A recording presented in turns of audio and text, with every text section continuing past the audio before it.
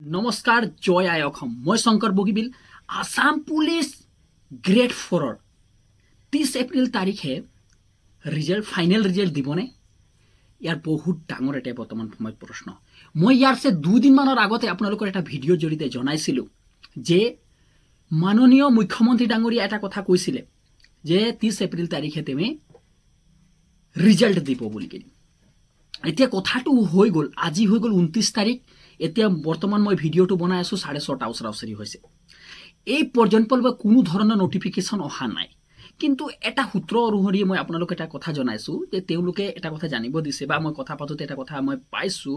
যে তেওঁৰ মতে এটা কথা যে 30 তাৰিখ দিয়া সম্ভাৱনাটো যথেষ্ট পৰিমাণে কম আছে ৰিজাল্টটো আপোনালোকৰ মই কথাটো ক'বলৈ কৈছো এতিয়া কথাটো হৈছে যে হসাকে ৰিজাল্টটো নিদিব নেকি 30 তাৰিখে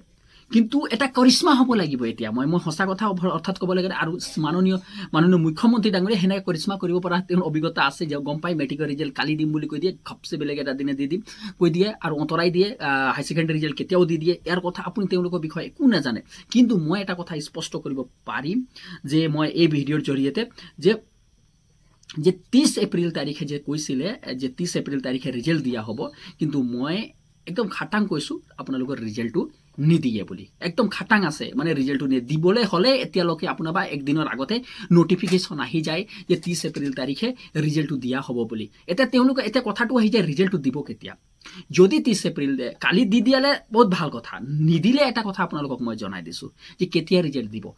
সেই ডেটটো মই জনাই দিছোঁ এতিয়া স্পষ্ট হ'ব যে 30 এপ্ৰিলে যদি আপোনালোকে ৰিজাল্ট নিদিয়ে তেনেহ'লে 7 মে পিছত আপোনালোকে ৰিজাল্ট পোৱাটো সম্ভৱ নাই কেলে 7 মে মানে 7 মেৰ পিছত কি হ'ব 7 মে তাৰিখে ইলেকশ্যন পঞ্চায়ত ইলেকশ্যন আছে পঞ্চায়ত ইলেকশ্যন শেষ হোৱাৰ পিছত গম পাইছেনে পঞ্চায়ত ইলেকশ্যন যেনেকৈ শেষ হ'ব তাৰপিছত আপোনালোকে ৰিজাল্ট অহা সম্ভাৱনাটো যথেষ্ট পৰিমাণ আছিল এই ভিডিঅ'টো আপোনালোকে যদি ভাল পাইছে অন্য গ্ৰুপলৈ শ্বেয়াৰ কৰক ভিডিঅ'টো লাইক কমেণ্ট কৰিব নাপাহৰিব আৰু চেনেলটো ছাবস্ক্ৰাইব কৰিব নাপাহৰিব ধন্যবাদ জয় আই অসম